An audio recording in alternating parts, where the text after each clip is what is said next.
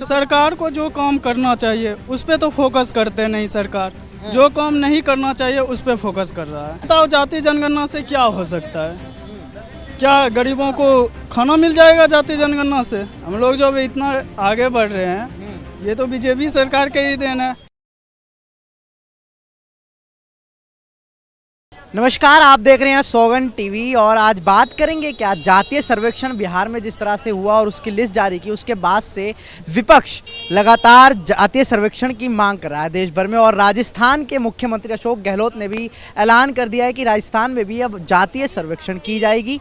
इसका राजस्थान विधानसभा चुनाव में कितना फायदा होगा कांग्रेस को, ये देखने वाली बात होगी। और इसी मुद्दे पर आज हम बात करेंगे लोगों से कि लोगों की क्या राय है। अगर जातीय सर्वेक्षण पूरे देश में कराया जाए क्या फ़ायदा होगा? विपक्ष जिस तरह से अब लगातार इसकी मांग कर रहा है, क्या इससे कुछ फ़ायदा होने वाला है 2024 के चुनाव में? लेकिन मुद्दा आज राजस्थान का है। राजस्थान के मुख्यमंत्री अशोक गहलोत ने जिस तरह से ऐलान किया है उससे कितना फ़ायदा राजस्थान की जनता कांग्रेस को पहुँचाएगी, आइए बात करते हैं।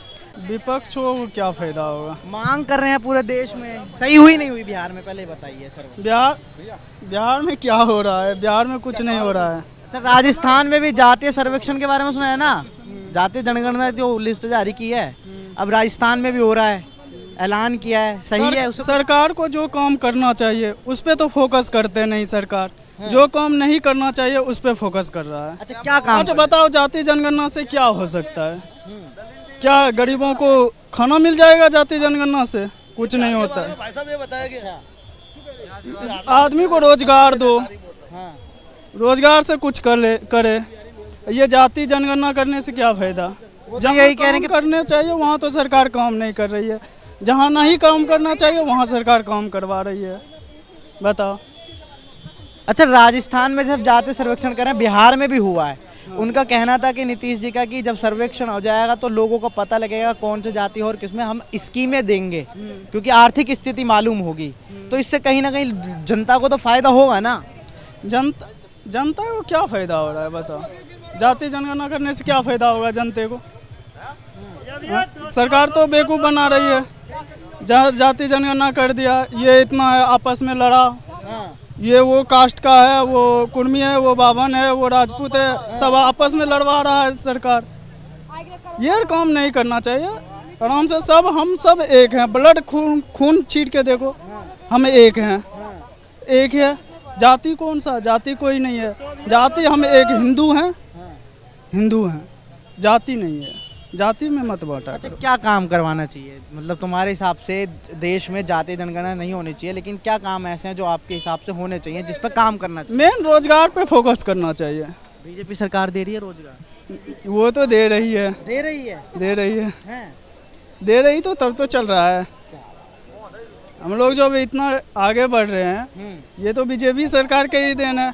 अभी G20 देखो कितना अच्छा मीटिंग चला, इतना बड़ा मीटिंग आज से पहले कब हुआ था और आज हो रहा है G20 मीटिंग। राजस्थान में मुख्यमंत्री अशोक गहलोत अब जैसे जातीय सर्वेक्षण कर रहे हैं, उससे कुछ फायदा होगा उससे कांग्रेस को? वहाँ पर कांग्रेस को कुछ नहीं फायदा हो जाने वाले, ये उल्टा पुल्टा काम कर रहे हैं, करने दो। बीजेपी फायदा उठाएगी। हाँ, जातीय जनगणना हुई बिहार में, राजस्थान के मुख्यमंत्री ने ऐलान कर दिया कि अब राजस्थान में भी होगा। विधानसभा चुनाव में कुछ फायदा होगा उससे?